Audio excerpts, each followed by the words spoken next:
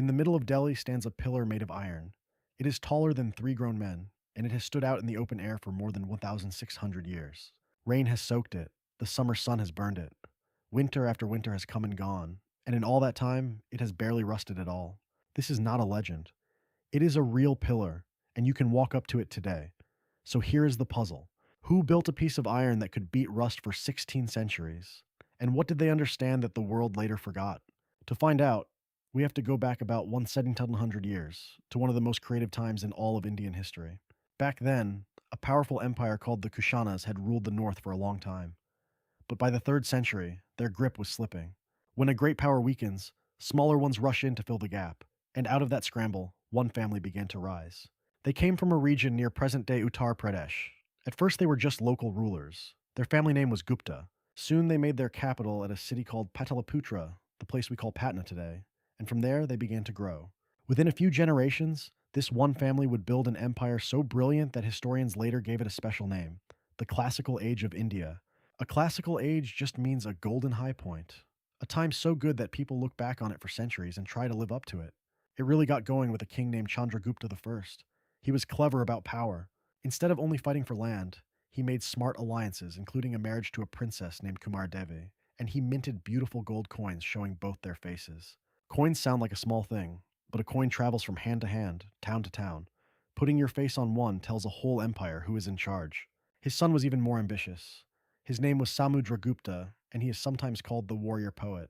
We know about him from a tall stone pillar in Prayagraj, covered in writing, an inscription composed by his court poet, a man named Harasena. Harasena wrote that the king's dream was to unify the earth. To chase it, Samudragupta fought war after war. He defeated many kings and took their lands. But here is the clever part. He did not always destroy the kings he beat. Many of them he placed back on their own thrones as long as they accepted his rule and paid him tribute. Why? Let a defeated enemy keep his crown. Because a loyal king who pays you every year is far more useful than a ruined kingdom that hates you. And Samudragupta was not only a fighter. On one of his coins, he sits calmly playing a veena, a stringed instrument, a conqueror, making music. Let's pause and think. First, what was the name of the family that built this great empire? Second, why do you think a king would carve his achievements onto a giant stone instead of just telling people about them? And third, if you were a ruler, what is one thing you would want people 1,000 years from now to know about you? Have a think. Now we come to the king who finally solves our mystery. His name was Chandragupta II. People also called him Vikramaditya, which means something like son of valor. Under him, the empire reached its golden peak. Remember that iron pillar in Delhi? Its old inscription praises a mighty king it simply calls Chandra. Most historians believe that Chandra was Chandragupta II. The pillar was probably first raised in his time near the Udayagiri caves and only moved to Delhi much later. So how does it resist rust? Scientists found the secret is a thin protective layer on the surface, formed from the special iron they used and the oxygen in the air. The Gupta metalworkers may not have written the chemistry the way we do now, but they could make iron this pure 1,600 years ago. That is the skill the world forgot.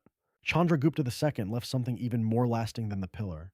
He filled his court with brilliant people, poets, scholars, scientists, and artists. When a ruler protects clever minds and pays them simply to think, astonishing things get made. And in these years, they truly were. His family shaped history in surprising ways too. His daughter was a remarkable woman named Prabhavati Gupta.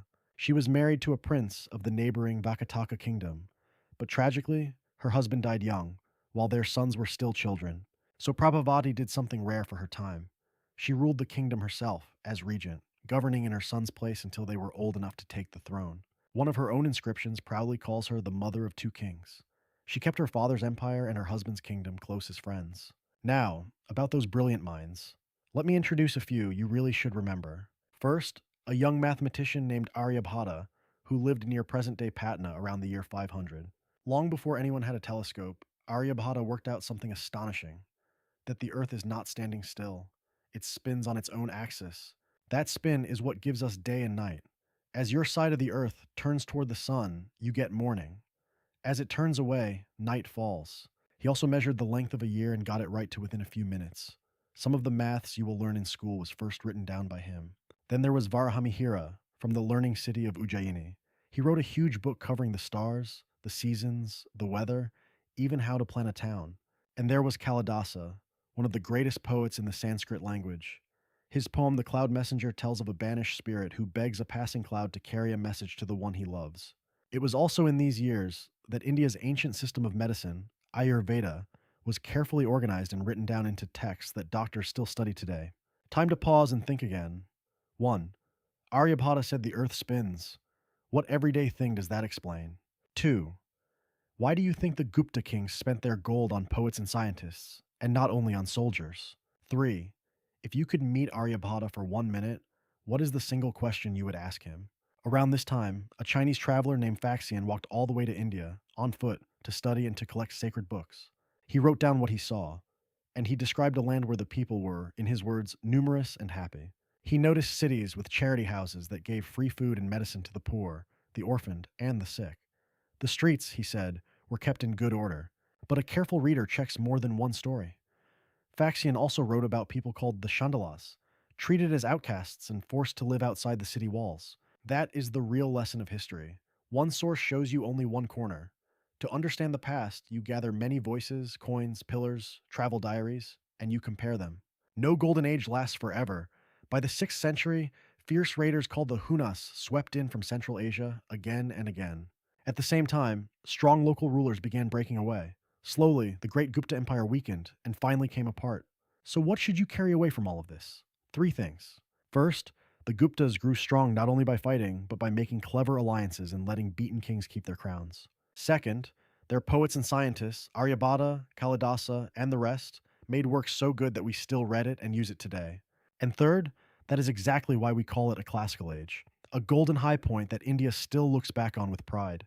Which brings us back to that quiet pillar of iron in Delhi. Now you know who its people were and what they could do. It is far more than old metal. It is a message from a golden age, still standing after 1,600 years, still refusing to rust, quietly daring us to remember what they knew.